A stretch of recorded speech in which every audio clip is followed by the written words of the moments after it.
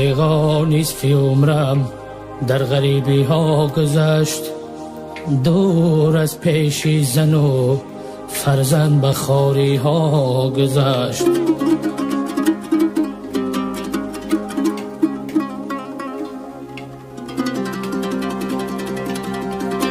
آن کسی داند زی حال ما که خود گشت غریب، هر نفس هر لحظه او به سوز و آه گذشت.